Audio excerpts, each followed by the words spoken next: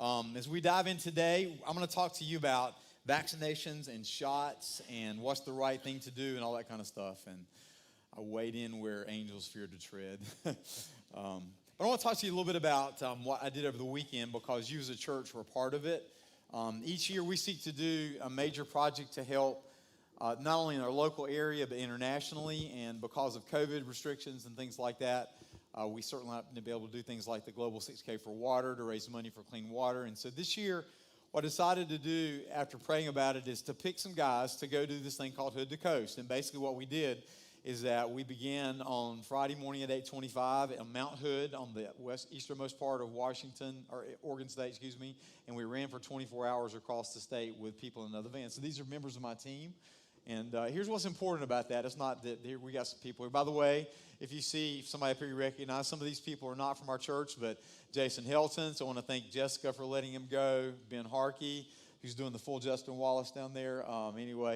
Erica, thank you for letting him go. Wes Bishop, Brittany, thank you so much for letting Wes go with us, and especially since you're newly pregnant. I gave that away in the first service, so if I'm in trouble, I'm sorry. But anyway, we want to make sure that we're okay there. Jason Helton's up there as well. So Vinny Cherry, who is an elder at First ARP Church in Gastonia, whom I'm leaving out that you guys might know. Nobody, I don't guess. If I did, I'm sorry. Here's what's important. This was a team among 8 other teams, and what we did was we raised money and agonized by running across the state to salute people that don't have access to clean water like us. You know, sometimes we need to go through an agonizing thing to realize the passion and the pain that people deal with. This next picture behind me I want to show you is what happens in South Sudan most mornings for kids. That's the sun shining off of their jugs of water. They walk 4 to 5 miles to get water, dirty water in most cases, for their family to cook by and to do the kinds of things. And you know, most kids in the world die not from strange diseases, but from dysentery, from drinking dirty water. And so since World Vision began to work on this project, specifically in the nation of South Sudan is arguably the most violent nation in the world, right up there with Afghanistan and others that you might have heard about. 10 years ago, only 9 children out of every 100 had access to clean water with their families. Almost a decade later, or just not quite a decade later, 8 years later, 41% before this year now have clean water access because of the World Vision access. And so here's what we did. We said to this group of guys, we're going to give you $5,000 out of our church offerings, and we're going to challenge you to raise $5,000 or more. We had a gentleman that was also from World Vision that was our driver. Jeremy was his name. He broke his leg right before we went out. Then he raised $10,000. We raised $70,000 on our team for clean water. So what does that mean? You're going like, okay, that's good and wonderful and everything. For about $50 a person, a child gets clean water and their family gets access to clean water for life. That means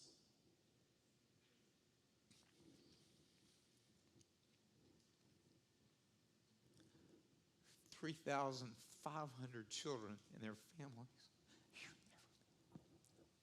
who you and I will never meet may have longer lives and come to know Jesus Christ, and you may see them in heaven because these people were willing to go agonize. So I'm sorry, I told the first service that I have little sleep. I read the red eye back from Oregon to Atlanta and then called the plane from Atlanta at 5:30 this morning to get here. So it's kind of like sore legs. And anyway, just thank you for doing what you do and for allowing us to do what we're able to do.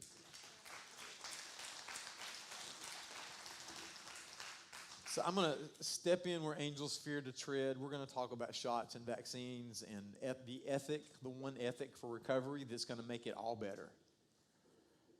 And so if you came today, if you're watching online, and by the way, here's the important thing. We have a whole new audience because of this pandemic. There are some people that still do not feel like they're ready to come into a public place. There are people that are just checking out for the first time online. We honor the fact that you were with us.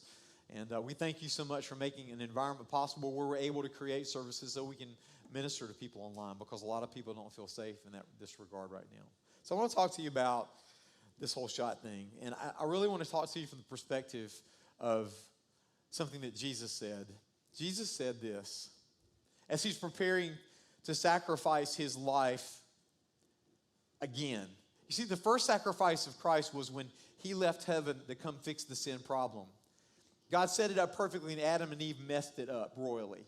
And in the 3rd chapter of the garden, we see that God is going to send the seed of the woman, meaning Jesus Christ, who's going to come at the appropriate time in the fullness of time. We'll be celebrating that at Christmas time. Who came because all of us have sinned and fallen short of the glory of God. And the wages of sin is death, but the free gift of God is eternal life through Jesus Christ our Lord. Not there and then, but here and now, ladies and gentlemen, while we have a body on this side. And if you confess with your mouth that Jesus is the Lord and you believe in your heart that God has raised him from the dead, then you'll be saved, not just for there and then, now. All of the junk that you've been hauling around in your suitcase of your life is released because he paid for it all. For God so loved the world that he sent his one and only Son, so that whoever believes in him shall not perish but have everlasting life, beginning right now. So today I want to challenge you to understand what Jesus did. C.S. Lewis said for us to understand what Jesus did would be like for us to imagine leaving heaven, we stop being human beings to become a snail, to save the snails. But he did that because it was part of God's plan. And as Jesus is giving his pre-death speech right before he's going to be betrayed and before all the guys he's loved and slept by campfires with, and they've done these great meetings and they've healed bunches of people, and Jesus done this great teaching, within just a matter of hours, all of these guys are going to run away from him because they're scared they're going to get caught and killed like him. But he bottom lines it in this way. He says, a new command I give to you. Love one another. As I have loved you, so you should love one another. Now, let's just pause for just a minute. How many of you like to be commanded to do anything? Right? Does anybody like to be commanded? Whether it's your boss telling you to do something, your spouse telling you to do something, your children demanding you do something, your mom or dad. None of us likes to be commanded.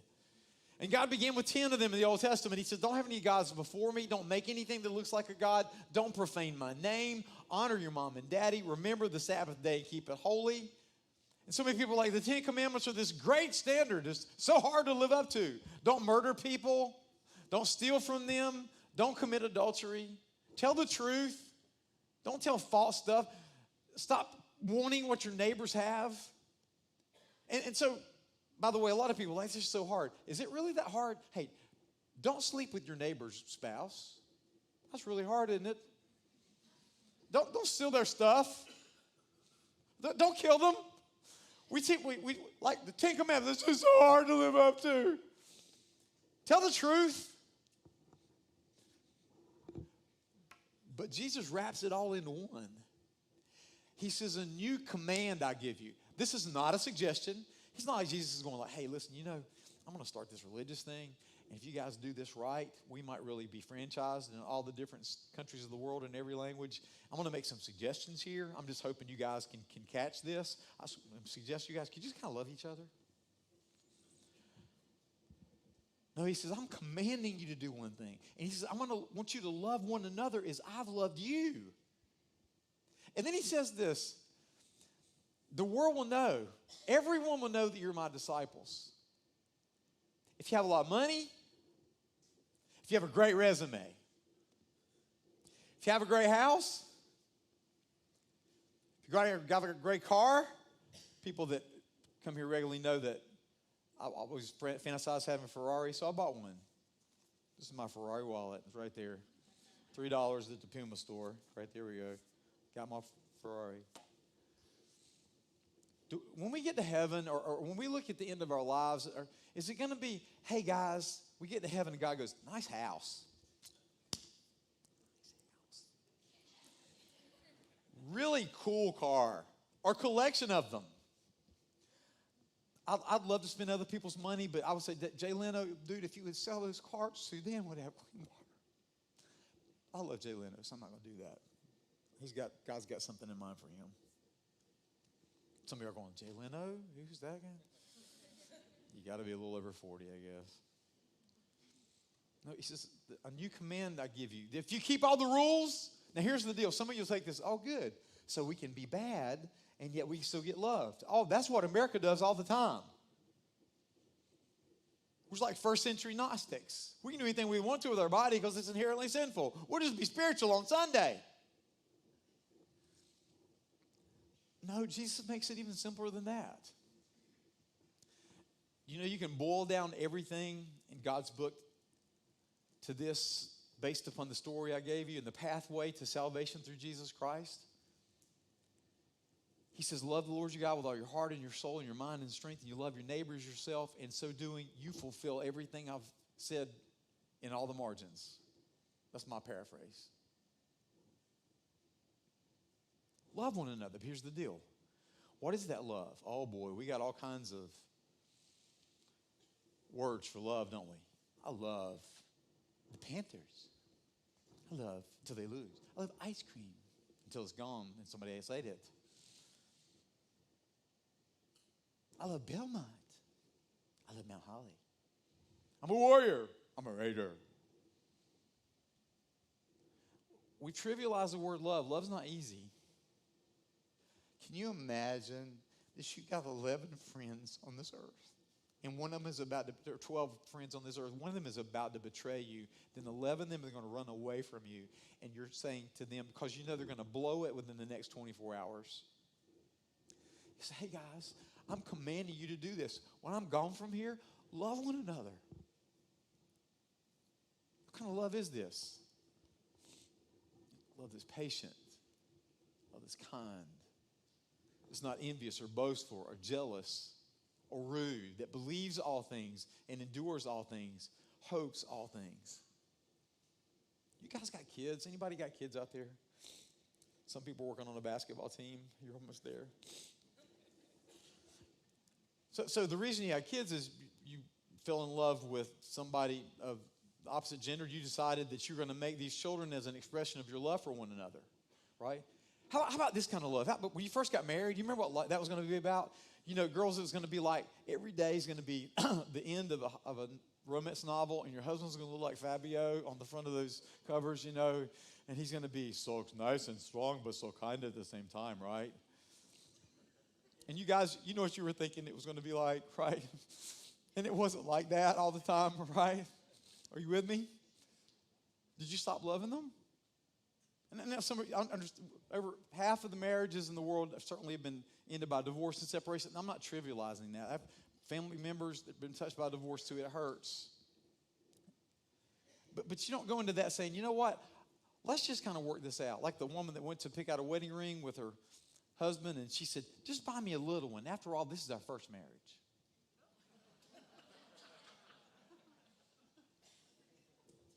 No, she wants you to buy as big one as you can get, and if it doesn't work out, she's going to take it with her.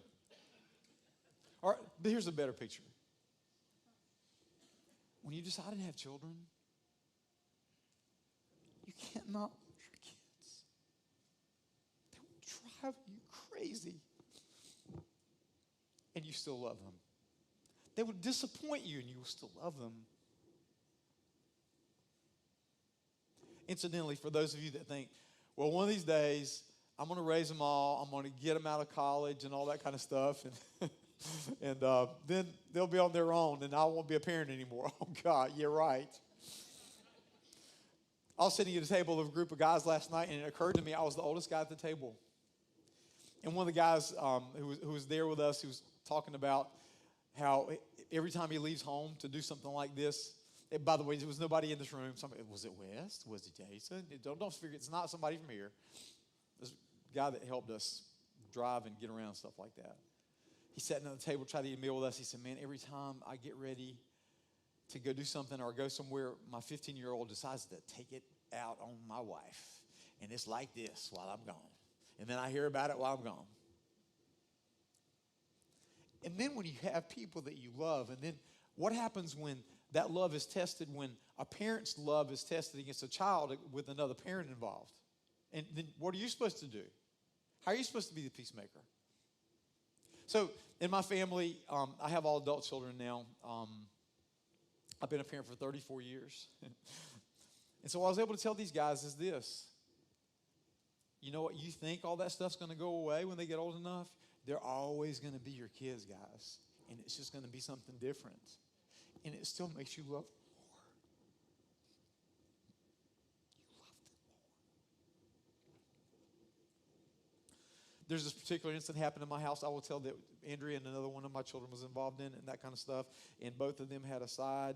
And it was like, okay, there were some good points on this side, but this is my wife's house, and I'm married to her. And you had that happen. Are you with that? I'm talking about you're trying to be a father, and you're trying to be a husband, and you're trying to be respectful to everybody concerned. But I won't tell you who was involved, that kind of stuff, and that kind of stuff. You're trying to figure out, I bet it was Anna. No, I bet it was Al. I bet it was Al. You don't worry about figuring it out. That's not the point of the story. And there came this point where they were different, not talking, not texting. You know, you've had that happen. I'm just not going to talk to them. You know, they can go up, so it's like a balloon. It's getting ready to bust. And so I'll never forget this moment in my life. It was when God showed up in my house in a very practical kind of way. So I've always loved Tom Selleck. I thought he was a great actor. Magnum P.I. was one of my shows, you know, and that was a lot of fun. But now he's Frank Reagan in Blue Bloods. Do we have any Blue Bloods fans out there that watch Blue Bloods with me? All right. So for those of you that watch and those of you that don't, we're more spiritual than you are, but it's okay. Frank Reagan is like God. He's like this tough police commissioner guy, but then he's this guy that will cry at a moment's notice like your pastor, except he's a little more cooler when he does it. And then the moment happens when, you know, sometimes it's going to come back together. And I heard the front door unlock, and I heard Andrew coming down the stairs at the same time, and this child walks through the door, and they meet each other, and I was there ready. I didn't know whether I was going to tear them away from each other. I knew exactly what I was going to do. Put my arms around them, and I said a few things, and then they started talking, and they were hugging it out, and I shut the door back behind me. I went in the living room, and I said, I am Frank Reagan. No, God said, Frank's like me. A new commandment I give you, that you love one another, and nothing in this world has been used by the evil one like this thing we're in right now to drive people that are supposed to love one another away from each other. There are people in this room that you're not talking to somebody in your family right now until they get their shot. By the way, I'm going to let this stool be the shot stool.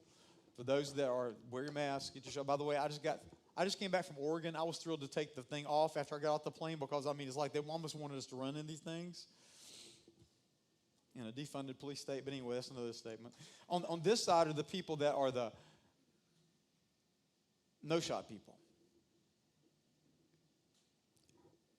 And there are points to be made about both sides.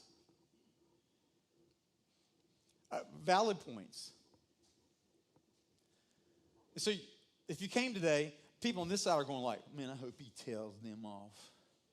If you're over here on this side, man, I hope he tells them off and tells them the righteous thing that God told me is right a long time ago. You see these people in the store and they've got, I'm fearless shirts on. Love Jesus, how you doing? Way too close to people, much closer than 6 feet, much closer than 3, which they said was right. Incidentally, so let me just kind of let you on the whole secret. This has been a whole science experiment for the world. And nobody has known what they were doing. They have all been making it up as they've gone along. Donald Trump made it up as he went along. Joe Biden has made it up as he went along. Anthony Fauci has made it up as he went along. Then doctors from the other side. Now, there's some of you, let's get into that so you get your experts. For people on this stool that are, and this, you have gone to Books of Meaning and you've got your Anthony Fauci doll and you have put it on the mantle at home, right? People on this side listen to Dr. Jay Bhattacharya from Stanford Medical School, or Dr. Harvey Risch from the Yale School of Medicine, and this other guy from Harvard that's on Fox News while he's on the cable channels, MSNBC and CNN and stuff like that. You know what they're all doing? They're making it up as they go along, y'all. The whole idea, this is settled science. No, it is not. You thought it was settled science that this was going to fix it. I bet y'all were wondering, I wonder if he got the shot or not. I won't tell you. Just hang on. But when I first started out with this journey, I was mad about it. I thought, these people are trying to take away our civil rights, and they're shutting down churches, and by God, they won't do it. And I'm grateful that I'm an essential worker so I can keep working and going to Cracker Barrel when they open it back up. By God. And I want to tell you something. So I'm just going to tell you some personal things over the next. I've had some really intense conversations with lots of people and had lots of experiences with this. And I'm going to live on both sides of this issue, so if you'll be patient with me. In March of last year, March 1st, when they were getting ready to shut this thing down, I was on the phone with one of our local hospital CEOs. I won't give it away because it was a candid conversation. And he was very honest about some things, and I'm going to tell you what he said. And county commissioner, chairperson, and other people that were on the 25 other pastors of churches in our area. And so he told the whole thing, well, we got to shut this down because we don't know if the hospital will be able to handle these loads and that kind of stuff. And I said, at the end, he said, any questions? And he was very respectful, by the way. And I said, sir, I got to ask you this question. I said, why in the world? Because we know who gets this. We know people that are compromised with immune systems get this. We know that people who have lung disease get this, or heart disease get this, or people that have been to Krispy Kreme too often get this. I know that wasn't nice, but anyway, I just said that. I said, why in the world would you not isolate them and send all the money to help them while the rest of the world goes on? And we get it and we work it out. He said, that's a great question, Ray, to his credit. He said, and we debate that among our medical staff. That's called herd immunity. It was the first time I heard that. I thought I was somebody because I knew what herd immunity was before most people knew what herd immunity was. So see, I wrestle with that side of it. I'm married to a beautiful rule follower. And so in my house, it was, you're going to wear your mask and that kind of stuff, and you're going to wash your hands, and you're going to, all that kind of stuff. So I live with this side. So if you're on this side, there's some things that you wrestle with. You're going like, my gosh, there is this vaccine. Why don't you get it? Atrium Health this week posted that of the patients they have on ventilators, 94% of their ventilator patients are people who haven't had the shot. That's a fact. Always look for facts. By the same token, a nurse who worked at another major facility around here, I won't tell you the name of it because this is confidential. When she was a pediatric nurse, she was told to go give a shot to a young child who was perfect, walking around, mama, daddy, and within less than 24 hours was on life support. And then this nurse said that she was told not to record that vaccine came from this dose and put it on the chart to cover it up. So there are people on this side that have very good reasons to believe what they believe. There are people on this side, it's all a government conspiracy, or they're trying to hide a bunch of stuff. So what do? You're going like, okay, what do I do? A new commandment I give to you. Love one another. Okay, well, what does that mean? There's one thing that's settled in this crisis. It's not the science. The science is still being tried by the scientific method. It's not settled. It keeps moving. That's why there is a Delta variant. Here's what's settled. Jesus' command to love. You know, if you're a parent like I'm a parent, if you could make your children love one another and be kind to one another, not just to say kind words, but to have kind actions, man, you would command it and it would happen, right? But Jesus knew that we have choice in the matter. So I'm going to teach you a question today, and it's going to be the focus, I hope, of the rest of the year.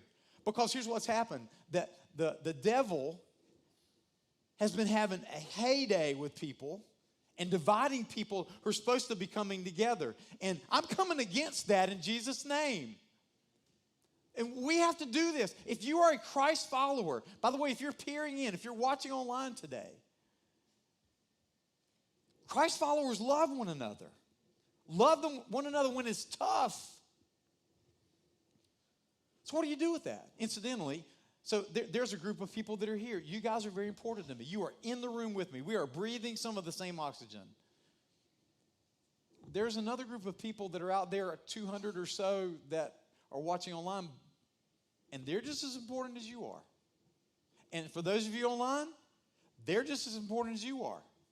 I've got to be pastor to everybody because God called me to pastor everybody. And that's where I had to come and start to land with all this stuff. I want to tell you something else. I'm going to get back on this side. For the first several months when things began to open back up, and every time I took one of these things and I put it in my hand, just as a matter of protest because it was going to make so much difference, I would go out loud. Have you done this too?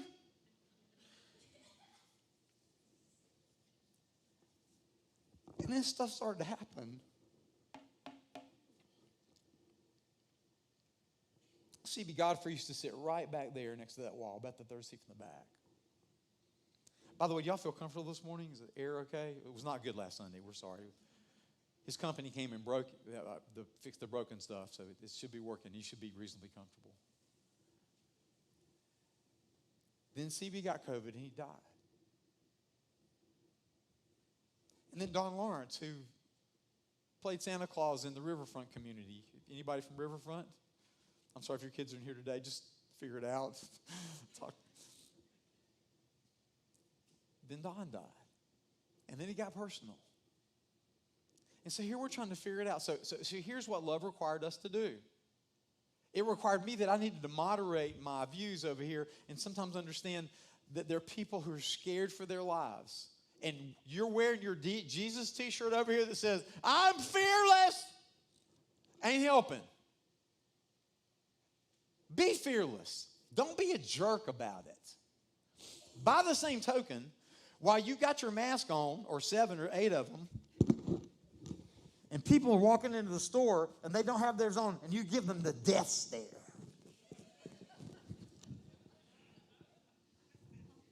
The other day, I was in the store, and this guy said out loud, oh gosh, I did this first service. This is trouble. This is called freelancing. Are we going to make it?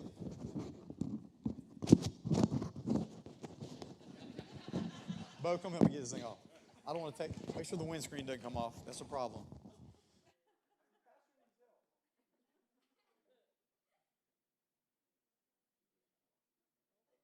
That's the windscreen. This is part of it. We got it. Thank you, Bo.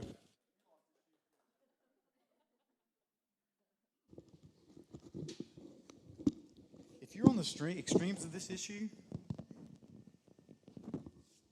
if you're way over here, and you think you're so much better than those people, and you're way over here, and you think you're so much better than those people, guess what? The devil's got you exactly where he wanted you. So what do we do with this thing? Here's what we did. We asked ourselves the question that I want to teach you right now, and I hope for the rest of this pandemic, actually the rest of this life that God gives you to live, if you understand, answer this question every day. What does love require of me? What does love require of me? So here's what it meant for me. I looked at my family and have a firefighter, captain of the Belmont Police Department, Shift C, Alex Hardee. Tough guy. Has to wear all this garb to go and take care of people. Resuscitating drug addicts, pulling people out of fires, putting the fires out. And he was very much like me at first. By God, I hate this stuff, and I can't wait till it's over. By the way, it's so funny, too. My son has like a firefighter voice, and then he has another voice. You call him up, this Alex Hardee with Belmont Fire Department, leave a message. It's funny, my mama calls him, hey, Nana, how are you doing?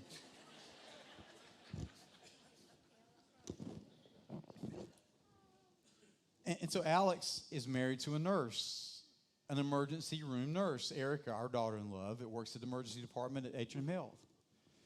And she's telling him all these things she's seeing. He's telling her all the things he's seeing. He's mad about it. And then there just starts to become some friction.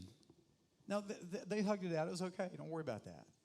The point is, I saw it working out in our very own lives. My wife, who's very much more of a, we follow the rules and we do the right things. She was a health education major and a science teacher and all that kind of stuff. And we're going to follow the rules. And I'm over here going like, by God, when the Crusades, when the bubonic plague came, the Christians ran in the streets to take care of the people who were dying, and they got the plague themselves. People did that in Jesus' time too. People on this side. Jesus went and he touched the lepers even after they took their mask off. People on this side. But not everybody did, including those people in his inner circle. That was Jesus calling to do that. So what do? Here's what you do. You say, what does love require you to do? So Alex and Erica have this beautiful little child. His name is Blake. He is my namesake. And we take care of him. No, excuse me. Andrew takes care of him. I go get him and bring her to him to take care of him when I can. Yes, that's right. I said that right. So here's people that are constantly exposed to people that are dealing with this thing. So what are we going to do? Not only is that, Andrea is the hub of the wheel of our family. She takes care of not only but Easton and Ella, branch from a different branch of the family, pun intended. I have a daughter who's a public school teacher. So what do? So we got the shot. People that are over here on the side going like, sucker, loser, you're just not courageous enough. No, what I did was love required me to do that. Because I also have a beautiful 81-year-old mother-in-law, an 89-year-old mother, and a 93-year-old third father. And I wanted to see them. And I didn't want to kill them, potentially. If you're over here, I've been all right. You knew that? And how do you know that? I didn't know that, so we got the shot. And we went in, and here's what Ray does. Ray goes in, he gets his first shot. As a matter of fact, I went home, it's kind of like in your face, Corona. I lifted weights. I got it in my system real fast so that if it's going to kill me real fast or make me do it, it didn't affect me whatsoever. Andrea, and I have permission to say all this stuff, by the way, y'all. She had a horrible experience. And so those of you on this side of the stool go, tell me more. Got reveling in my wife's pain. Somebody needs to give y'all a shot of something. Anyway, I've never seen her in that much pain in my life. Her body acted like she had rheumatoid arthritis. She could not pick her shoulder off of the pillow. She's had babies. She's had disc surgeries, neck fusion. I've never seen her in that much pain. What do? We call the doctor. So let me just go right back to that. Y'all, you can listen to Dr. Fauci. You can listen to Dr. Bhattacharya. You can listen to Dr. Rich. You can listen to your favorite political stream of medical news. But go to your freaking doctor and consult with your doctor and not somebody that you've seen on the internet. This is the most wonderful thing in the world because we have information. It's the most awful thing in the world because we have information. How many of you are doctors, nurses, people in this room? All right. They are trained to do what they do, so listen to them. Well, I don't listen to everything the government tells me to do. All right. Let me continue the story. So we called the doctors, and they said, well, we're going to put her on steroids. So she's on steroids for about 3 weeks, and I spend a lot of time out of the house for what's going on. She gets very energetic. But she's a rule follower, and she is not just a rule follower. She said, what does love require me to do? Love requires me to take care of Blake, and Blake's around his mom and dad, and his mom and dad are around people that have COVID all the time. And so what we're going to do is we're going to get the shot. She called her doctor back, and the doctor said, we think we can give you some cortisone for a couple of days beforehand, the day you get the shot, and we're going to give you the second shot, and it worked fine. But I've sat on this stool and watched somebody hurt for the same kind of things that you guys are worried about. Not only that, I know that there's one major medical center here in this local area, I'm not going to tell you which one, where 50 to 55% of the doctors and nurses don't have their shots because of the same reason you're sitting on this stool and you got people that are your company. Bill Gross used to be the head of the Gaston County Health Department, says, you know what we call people that don't get the shot? The control group. You see, it's a giant science experiment. See, you got to decide. Here's the reason I'm telling you all this. Whether you get the shot or you don't get the shot, live with the consequences of the shot. you're responsible. You see, there's evidence on both sides that kind of says, man, that might be sketch to do that, or that might be the greatest thing in the world to do that. We've already learned it's not permanent if you get it. So I got my shot. As a matter of fact, here's my little card. I'm a good boy, I got my shot. People back over still going like, loser, sucker, you're not as strong in your faith as I am. You see what's going on? And then you start to have these discussions at home. And then the Republican Party and the Democratic Party take different sides on it. That really helped a lot. Do like me and Trey Gowdy and go see your doctor that you've developed a relationship with, and pay attention to your doctor. And if you have a bad one, you go find a good skinny doctor.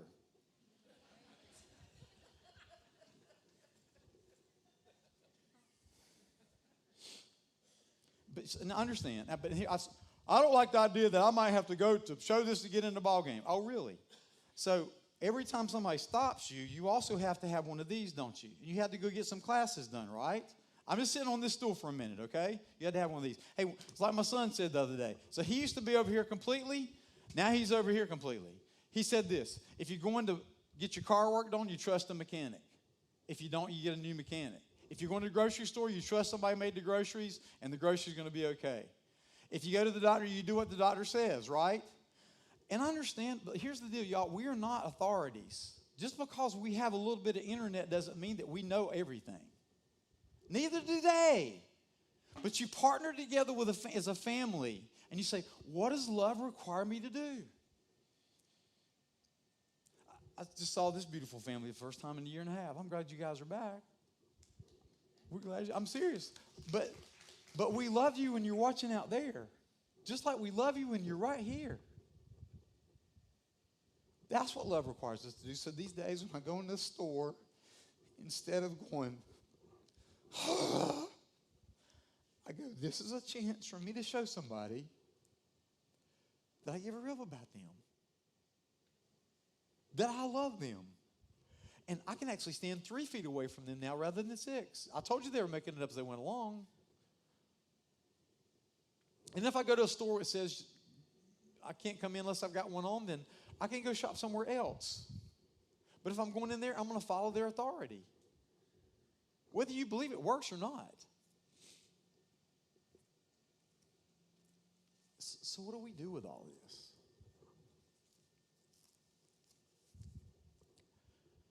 We ask Jesus what to do every day.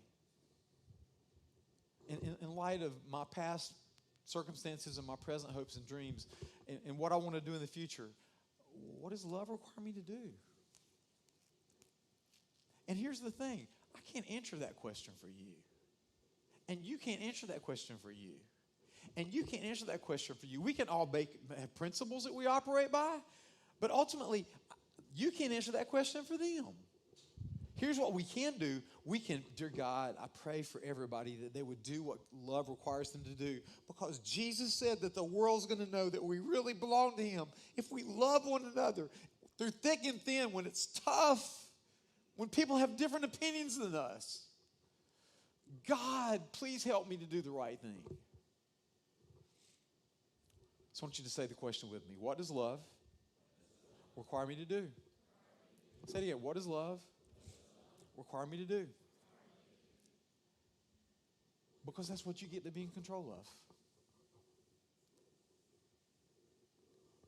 You see, the one thing that remains, the single thing that matters, is that Jesus said we get the opportunity to show the world what it means to belong to him. And we learn sometimes love is tough.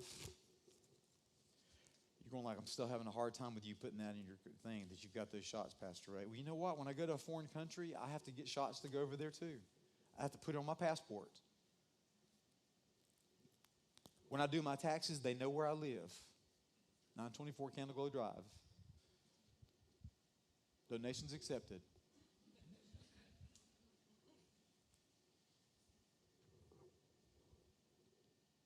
What does love require you to do?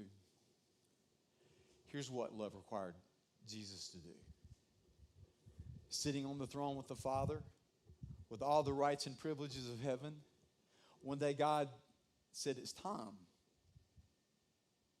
And he took off his robes.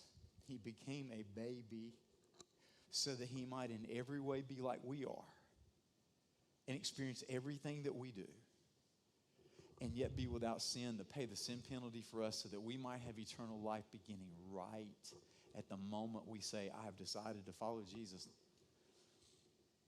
Now, a lot of people out there, I think I'll get my answers from the Grateful Dead or Britney Spears. Good luck with that. Glad she's free, but she's, anyway. Here's what this means for you and for me. As we get a chance to show the world what Jesus is like, can you imagine the privilege that we have? I want to tell you something, though. There's something in me, just as we get ready to leave, that wants to rise up and be a jerk. So all the 100 Christians, by the way, from all over America, we raised $1.15 million so far for clean water among all of us. We're in this hotel yesterday. We're getting ready to order our dinner. And they brought in some donuts from Voodoo Donuts, or these cool things out west. It's kind of like Duck Donuts. It meets like crazy people. It's an amazing thing. They brought them in. It was kind of like the reward for running the race. And so we, being these opportunistic men, we went and grabbed our donuts, and we brought them back into the restaurant. Set them down there. Then the lady walks by who is about to take our order. We're about to pay her for food from her place, and she says, it's against the law for you to bring food in these premises that doesn't come from these premises. Now, I wanted to tell her, give her a piece of my mind that I couldn't afford to lose. And then I thought to myself, okay, we'll run all across the state for somebody across on this side of the world, but we're not willing to show this lady in front of us love, and she's just following the rules. So what love required us to do, we got up, and Brittany, we all put them in a box, and we took them up to our rooms, and then we went and ate, and then we went back to the room, and we picked out. You face decisions like that every day. I want to invite you, if you would, to stand. And while you stand, we're going to do something that Jesus said for us to remember. Before we do so, I want to offer you Christ, whether you are in this room or on the screen. Christ is the answer to every question. He is the way and the truth and the life. He wants to be the Lord of your life. And I'm just going to ask you right now with your eyes wide open. You don't have to say this. You don't have to move your lips. You just tell God, if you have never said a prayer like this, Dear Jesus, I give you my life. I want to be like you. That's God's goal for us. He has one goal for us, that we become like Jesus and that we love the world to life. My wife said this to me this morning because we knew this would be a touchy subject. My mother-in-law went, when she's going to do what? This Sunday, when? My wife said, speak life, not death. That's what Jesus did. Because the night before he was betrayed, he took this wafer. And if you have it, we call this the Lord's Supper. We call it the communion. We call it the Eucharist in various traditions. The Holy Meal in others. We're going to do this now because Jesus said, when you do this in remembrance of me, you're doing what I want you to do. When you're willing to say, what would love require me to do? When you walk into that store, when you pick up the phone and you call somebody in your family you had an argument with 3 months ago because they're on one side of this issue and you're on the other. He said, I'm going to give you part of me. He said, this is my body, which is given for you. Eat you all of it.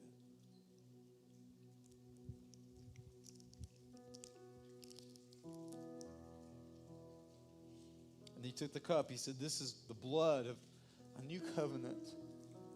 He's saying, you don't just have to keep the 10 Commandments. If you love one another, you get it all. I'm about to bleed out for all of you. And this morning, I'm sorry I've opened up my heart and bled before you. But this is what Jesus has been wanting me to tell you, the elephant in the room for the last year. I just figured out how to say it. He says, I'm going to give you my sweat and my body and my blood because I want you to have life as I designed it for you. Drink you all.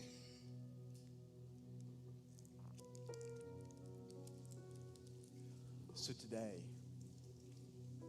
as we leave this place, we've still got these, and we still got this, and we still got people going, yeah. What are we going to do? Here's what I'll ask you to do. I want us to say this question one more time.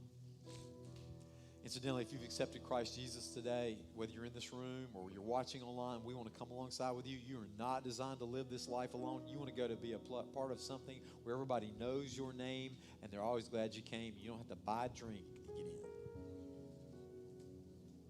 Just text today to the number on the screen. Whether you're in this room or you're watching online, thank you for coming into the kingdom of God like people did last week. We prayed that God, you would bring more in right now. But today, whether you just said that for the first time or you know you're part of God's army to make a difference in the world, I just want us, as loud as we can, when I count to 3, to scream out this question that we're going to remember for the rest of our lives. You ready? 1, 2, 3. What does love require me to do? Now go do it. Think about that.